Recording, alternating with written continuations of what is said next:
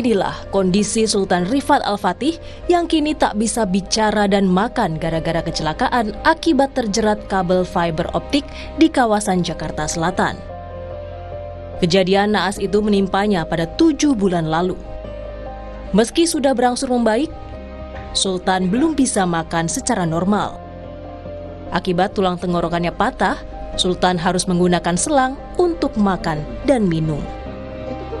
Itu pun hanya susu dan makanan cair yang menjadi asupannya. Tidak bisa berbicara, kenapa? Karena nafasnya hanya sampai di bagian leher atau tenggorokan bawah saja, tidak ke atas. Kenapa? Karena salurannya bermasalah. Hingga saat ini pun sama, saat ini pun masih belum bisa menelan, belum bisa makan, belum bisa minum langsung dari mulut, sehingga harus dibantu melalui saluran yang ada di hidung langsung ke dalam lambung. Pejabat Gubernur DKI Jakarta, Heru Budi Hartono, meminta pemilik kabel harus bertanggung jawab terkait adanya korban akibat menjuntainya kabel di jalan. Heru menjelaskan bahwa kabel fiber optik yang menjuntai membahayakan pengendara harus ditertibkan oleh masing-masing pemilik kabel. Itu juga ada seperti itu. Saya minta dirapikan. Selanjutnya tadi pertanyaan siapa yang bertanya.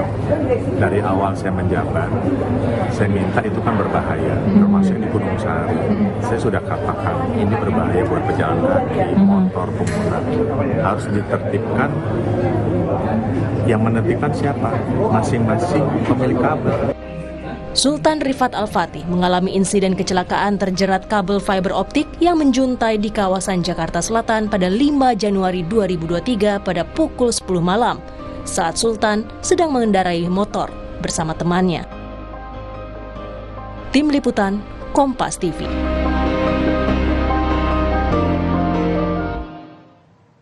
Saudara, lalu bagaimana dengan kondisi terkini korban kabel optik dan apa yang harus dikritisi soal kabel yang semrawut? Kita bahas dengan ayah korban, Pak Fatih F. Hidan, dan juga pengamat tata kota, Pak Yayat Supriyatna, yang telah bergabung bersama kami di Kompas Malam. Assalamualaikum, salam sehat Bapak-Bapak. Waalaikumsalam, Alhamdulillah. Saya ke Pak Fatih dulu. Pak Fatih, turut prihatin dengan kejadian yang menimpa anak Anda begitu. Kondisinya saat ini seperti apa, Pak Fatih? Kondisi saat ini anak saya masih belum bisa berbicara, Pak, karena suaranya memang tidak sampai ke atas karena nafasnya hanya sampai di area leher bawah saja. Sementara untuk makan dan minum juga sama, belum bisa masuk dari mulut, artinya dia belum bisa merasakan apapun makanan itu, termasuk minuman, karena semuanya harus dari selang yang ada di hidung, selang NGT Sunde, yang dipasang langsung masuk ke dalam lambungnya. Seperti itu, Mas. Kondisi ini sudah, tapi kalau kita lihat dari kondisi 7 bulan yang lalu, memang progres kesembuhannya ini seperti apa, Pak Fatih? Oke, untuk progres kesembuhannya secara fisik, dia sudah jauh lebih bagus daripada pasca kecelakaan. Artinya sekarang sudah bisa jalan, sudah sedikit lebih mandiri lah untuk ke kamar mandi, itu pun sudah bisa dilakukan. Tapi untuk berbicara, untuk makan dan minum ini semua masih harus dibantu oleh saya atau keluarga, khususnya untuk menyuntikkan makanan atau minuman melalui selang yang ada di hidung, Mas. Ini 7 bulan, waktu yang tidak sebentar begitu. Luar biasa. Luar biasa. Kemudian apa langkah penyembuhan yang sedang dilakukan dan rencana ke depannya seperti apa, Pak Fatih? Saat ini anak saya menjalani proses pengobatan di RSCM. Setelah sebelumnya pasca kecelakaan itu langsung masuk ICU dan dioperasi di Rumah Sakit Fatmawati. Selama di RSCM itu sekarang menjalani proses rehabilitasi, kemudian juga harus rutin kontrol ke beberapa dokter spesialis seperti spesialis THT, spesialis paru, spesialis saraf, spesialis ortopedi. Jadi cukup banyak dokter spesialis yang menangani anak saya karena memang kecelakaannya ini sangat-sangat luar biasa lah. Gitu, Mas. Baik, kemudian apa langkah selanjutnya, upaya ataupun tuntutan yang mungkin akan diambil begitu atau akan ditempuh, Pak Fatih? Harapan saya dan keluarga khususnya permasalahan ini cepat selesai dan segeralah diakhiri supaya tidak berpolemik terus dan viral seperti ini. Artinya harapan saya ingin sekali bisa menyelesaikan ini dengan pihak provider terkait yang bertanggung jawab dan kita selesaikan secara kekeluargaan. Ini harapan saya dari awal, dari 2 bulan yang lalu. Saya berharap bisa bertemu dengan manajemen yang memang bisa memutuskan, bukan bertemu dengan staff, bukan juga bertemu dengan pihak pengacara daripada provider tersebut. Kenapa? Harus bertemu dengan manajemen dan kita bicara baik-baik sebelum anak saya kecelakaan kondisi seperti apa, kemudian kecelakaannya seperti apa, sampai kemudian fakta saat ini anak saya kondisinya bagaimana dan rencana pengobatannya bagaimana, kemungkinan sembuhnya juga seperti apa. Ini yang saya perlu duduk bersama dengan pihak-pihak terkait, manajemen dari provider itu, Mas. Itu harapan saya, itu aja. Jangan sampai masuk ke ranah hukum, harapan saya. Itu aja, Mas. Saya ke Pak Yayat, sebagai pakar tata kota, Mas Yayat, apa yang menjadi catatan Anda nih terkait dengan kasus yang menimpa yang terjadi ini? Ini kan kasus yang sudah sering terjadi ya. Persoalan ini memang model bentuk kesemrawutan tata utilitas kota. Persoalannya kan menjadi lebih parah lagi ketika mekanisme pasar berlaku di mana provider bisa membangun di mana saja. Nah, model DKI sebetulnya sudah ada pergub yang kita tahu, Pergub 106 2019. Tetapi ada khusus pasal 18. Kalau DKI itu memang sedang mengarah ke model ducting ya, di bawah tanah dengan satu saluran. Tetapi di dalam pergub ini ada satu pasal yang menarik, di pasal 18 itu di poin ayat 2 butir A, itu dikatakan setiap pemasangan utilitas itu, poin A adalah tidak mengganggu keamanan dan keselamatan pengguna jalan. Nah, itu poin sangat menarik menurut saya. Karena selama ini kalau poin ini tidak terperhatikan, ini ada proses persoalan di dalam pemasangannya. Tinggal bagaimana mekanisme aturan hukum bagi pelanggaran. Memang salah satu syarat dikatakan di dalamnya adalah setiap pemasangan itu harus dievaluasi, diawasi oleh dinas teknis. Nah, yang menjadi pertanyaannya, di dalam aturan itu memang kalau terjadi misalnya pada poin keselamatan pengguna jalan itu terganggu atau menjadi korban, tidak ada di situ aturan, hanya persoalan sanksi pencabutan izin kegiatan. Oke, jadi hanya ada sanksi izin pencabutan kegiatan. Sehingga tadi kalau kita dengarkan apa yang disampaikan oleh Pak Fatih begitu, diharapkan ada itikat baik dan juga proses selanjutnya, jangan sampai ke ranah hukum begitu.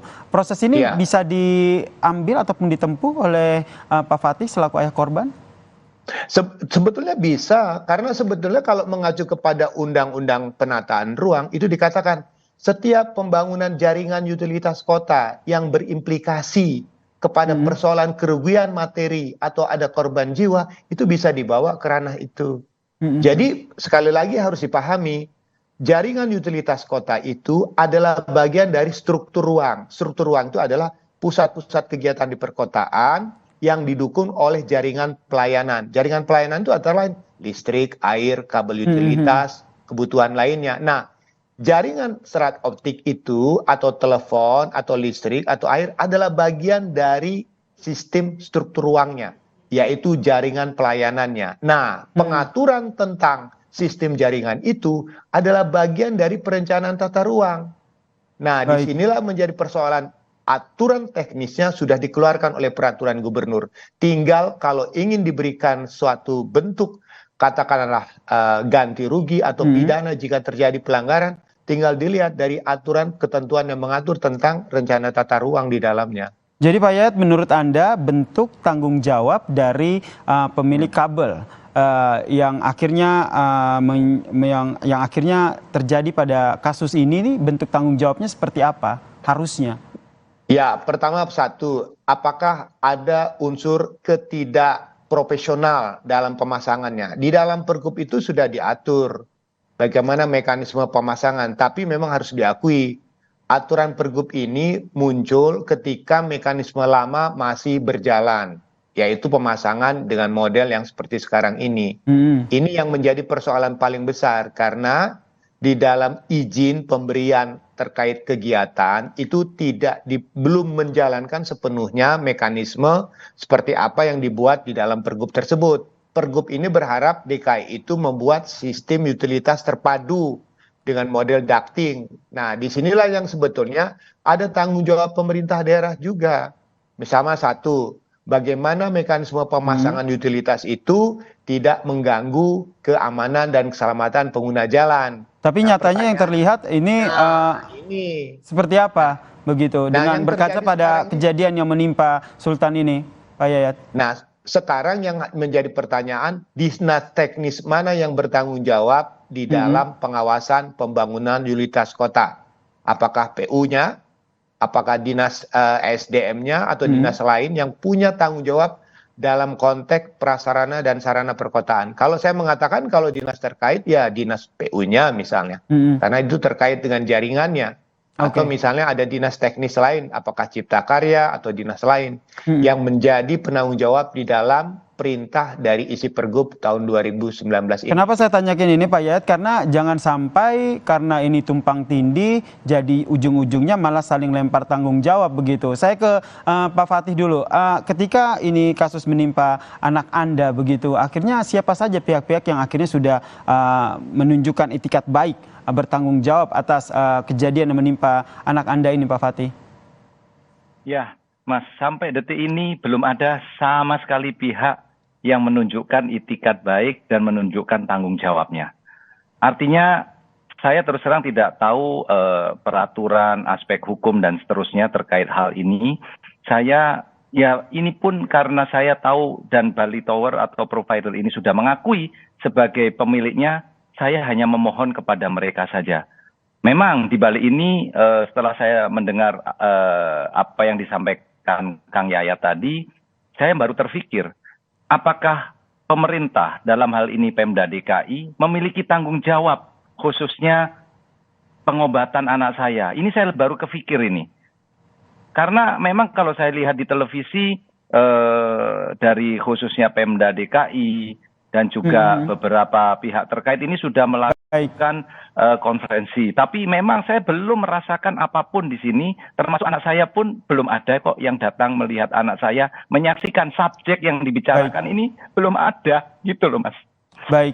Kita berharap ya ada keadilan begitu dan juga tanggung jawab yang terjadi ataupun yang nantinya akan terjadi terkait dengan kejadian yang menimpa anak Anda. Pak Fatih, terima kasih Pak Fatih dan juga pengamat tata kota Pak Yayat Supriyatna telah berbagi informasi dan juga perspektifnya terkait dengan kejadian ini di Kompas Malam. Salam sehat Bapak-Bapak. Baik, sama-sama, terima kasih.